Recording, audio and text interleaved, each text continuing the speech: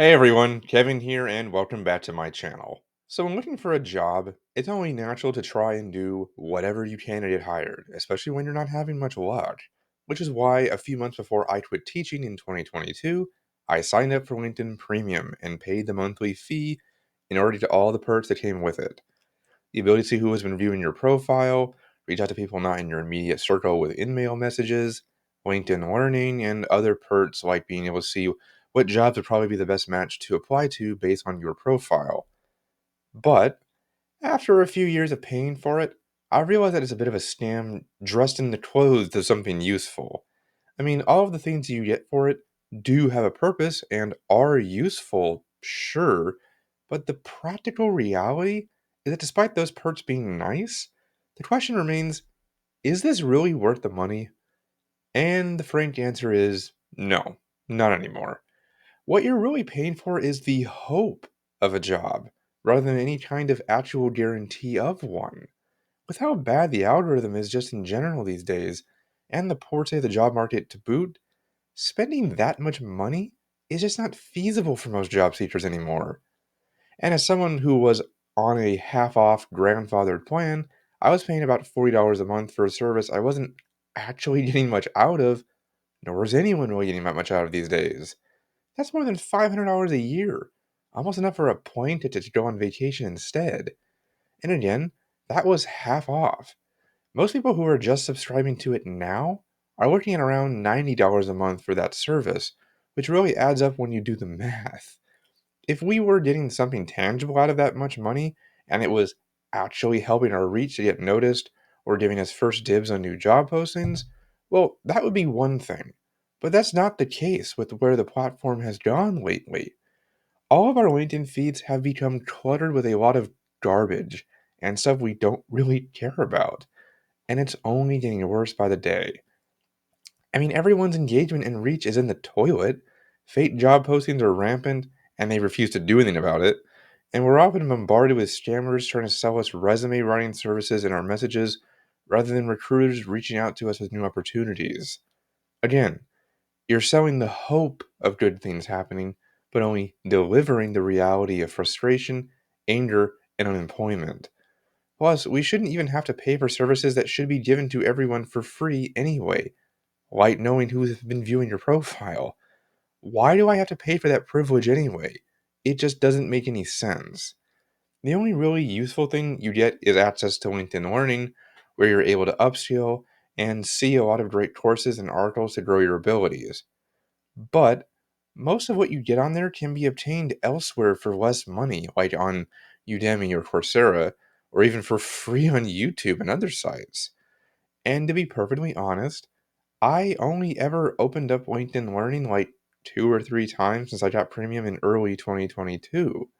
Oh, and by the way, you can often get access to LinkedIn Learning for free through your local library, just in case you didn't know that, so there's clear alternatives. Basically, you're being sold on a service that doesn't really provide you a service at all. Whatever utility LinkedIn Premium once had has been diluted by the current job market, near useless newsfeed, and oh yeah, the fact that you can now pay to artificially boost your posts on the platform now. Although the jury is still out on if doing that even makes the slightest bit of difference to how much your posts are noticed by the algorithm, the point is you can do it now. And if you are indeed looking for a new job, maybe it could be worth getting the free trial. I mean, that couldn't hurt. But what LinkedIn has consistently forgotten is that job seekers, especially career transitioners, are often broke.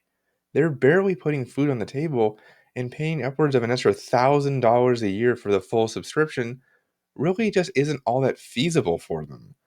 And the irony of LinkedIn Premium, it's marketed most directly to people who can't even afford it. $40 or $90 a month for whatever you get is pretty exploitative. Selling hope to the desperate is more profitable than actually selling goods or services. Add to that the truth that in the months since I quit Premium, my impression and engagement actually went up. My network continued to grow, I didn't stop making meaningful connections, and my number of people asking me for help didn't stop rising. Honestly, those authentic connections and good conversations are far more valuable than paid features anyway. That sense of genuine networking and connection with people is what the platform was supposed to be from the beginning anyway, before it morphed into whatever it's trying to be now. But I guess my ultimate point is that when getting on LinkedIn or any job site, really take a close look at what you're getting out of things that go beyond the base features. Evaluate if getting that gold badge on your profile and being able to send some messages or access a few courses is really worth what you're paying for. I admit that I'm a little privileged to say this because I have a full time job and I'm not looking for work, but reflecting on it, I should have canceled it a long time ago, even when I was actively job searching. I could have applied it elsewhere or saved what little I could when I was barely scraping by on unemployment funds. Now, I'm actually saving up money to go on an international trip for the first time since I was in college, because I'm actually able to save money to do so, and canceling premium was yet another way that I could start doing that. It seems to be a much better use of my money than what I wasn't really getting out of the service.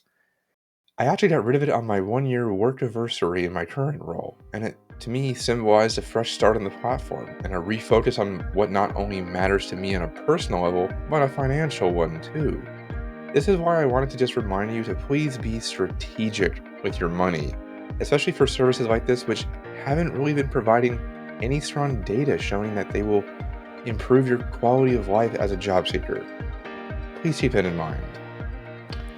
Well, guys, I've been rambling a bit and should probably put a pin in it there. Thanks for watching, and I hope you enjoyed today's episode. Please don't forget to click like and subscribe to stay up to date with all of my content. It helps immensely. But for now, I've been Kevin, and I will see you in the next video.